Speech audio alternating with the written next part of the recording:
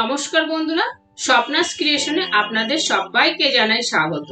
আজকে একদম অল্প উপকরণ দিয়ে কম সময়ের মধ্যে রান্না করব মুগ পোস্ত। কিভাবে রান্না করব ভিডিওটি প্রথম থেকে শেষ পর্যন্ত দেখার অনুরোধ রইল। মুগ পোস্ত বানানোর জন্য প্রথমে আমি মুগের ডালটা আগের দিন রাত্রে ভিজিয়ে রেখেছিলাম।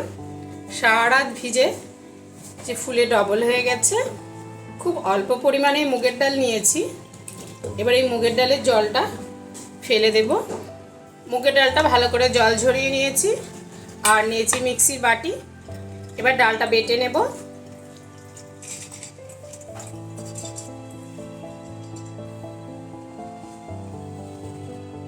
ডালটা বেটে নিয়েছি, এবার একটা বাটির মধ্যে ঢেলে নেব। ডাল বাটার মধ্যে পরিমাণ মতো লবণ দিয়ে দেব, হলুদ গুঁড়ো দিয়ে দেব, জিরে গুঁড়ো দিয়ে দেব, আদা গ্রেট করে রেখেছিলাম সে আদা দিয়ে দেব। ভালো করে মিশিয়ে নেব।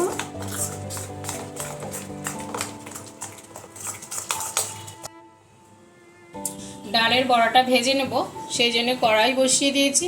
কড়াই গরম হয়ে গেছে। এবার কড়াইয়ের মধ্যে সর্ষের তেল দিয়ে দেব। তেলটা ভালো করে গরম করে নিলাম। চারিদিকে এইভাবে তেলটাও ছড়িয়ে দিলাম একটু। গ্যাসের ফ্লেমটা একটু মিডিয়াম করে দেব।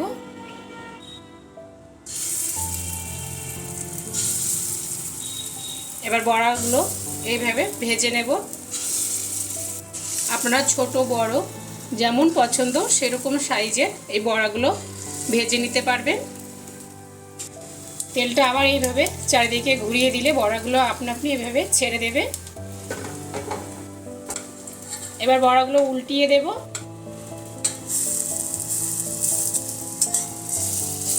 বড়াগুলো উল্টিয়ে পাল্টিয়ে ভালো করে ভেজে নিয়েছি। এবার তুলে নেব।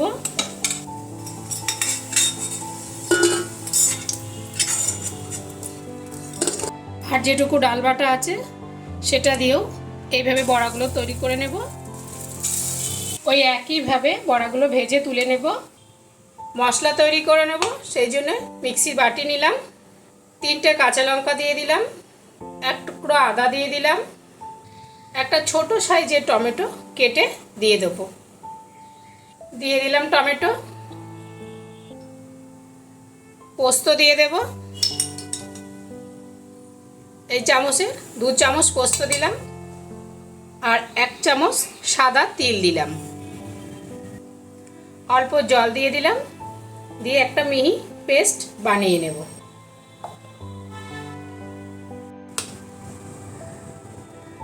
একদম মিহি করে বেটে নিয়েছি। এবার একটা বাটির মধ্যে ঢেলে নেব। এবার চলে যাব রান্নাতে। কড়াই গরম হয়ে গেছে, আবার সর্ষের তেল দিয়ে দেব। পোস্ত কিন্তু সর্ষের তেলে খেতে বেশি ভালো লাগে, সাদা তেল দিয়ে করলে অতটা টেস্ট লাগে না। কালো জিরে ফোড়ন দিয়ে দেব আর দেব একটা চেরা কাঁচা লঙ্কা। আমি এখানে 2টো বড় বড় সাইজের ঝিঙে কেটে এইভাবে নিয়েছি। এরকম সাইজ রেখেছি ঝিঙেটার। আর দেখুন ঝিঙেটার খোসা কিন্তু পুরোপুরি ছাড়িয়ে দিইনি, একটু সবুজ সবুজও আছে, একটু খোসাও আছে। ঠিক এইভাবেই কেটে নিতে হবে কিন্তু। এবার ওই তেলের মধ্যে দিয়ে দেব।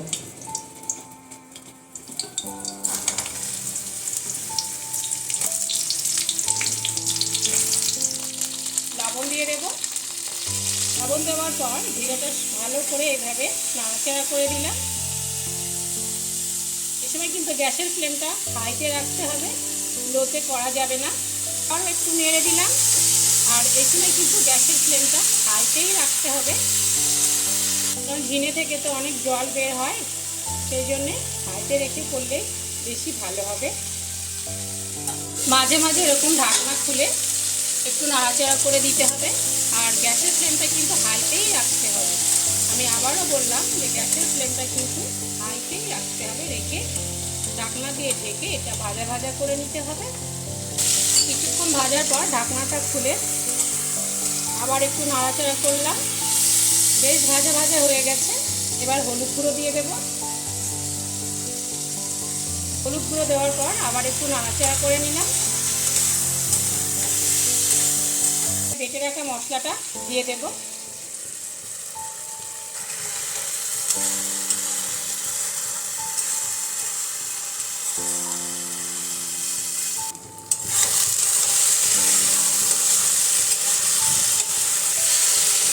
কিছুক্ষণ ভেজে নিলাম। যেহেতু এর মধ্যে পোস্ত আছে, সাদা তিল আছে, সেজন্য বেশিক্ষণ ভাজার দরকার নেই। এবার জল দিয়ে দেব। মিক্সির বাটিতে অনেকটাই মশলা লেগেছিল, সেই মশলা ধুয়ে জল দিয়ে দিলাম।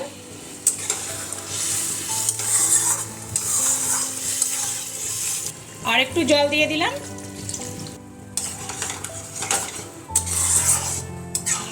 অল্প একটু হলুদ গুঁড়ো দিয়ে দিলাম। পরিমাণ মতো লবণ দিয়ে দিলাম।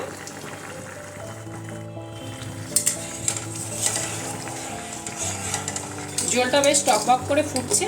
এবার ভেজে রাখা বড়াগুলো দিয়ে দেব।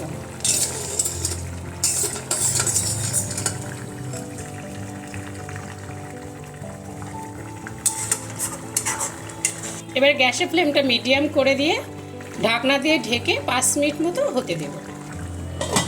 5 মিনিট ফুটিয়ে নেবার পর ঢাকনাটা খুললাম। একটু নাড়াচাড়া করে দেব। বড়াগুলো সিদ্ধ হয়েছে কি, বড়াটা বেশ নরম হয়ে গেছে। দুটো কাঁচা লঙ্কা দিয়ে দেব। একটু চিনি দিয়ে দেব। নিরামিষ রান্না একটু মিষ্টি মিষ্টি বেশি ভালো লাগে। যে যেমন মিষ্টি পছন্দ করে সেই বুঝেই চিনি দেবেন। আবারও ঢাকনা দিয়ে ঢেকে 2 মিনিট মতো রেখে দেব। 2 মিনিট পর ঢাকনাটা খুলে নিলাম। এবার একটু সর্ষের তেল দিয়ে দেবো উপর থেকে। এবার ঢাকনা দিয়ে ঢেকে দেবো। গ্যাসটা অফ করে দিলাম। আমার রান্নাটা হয়ে গেছে।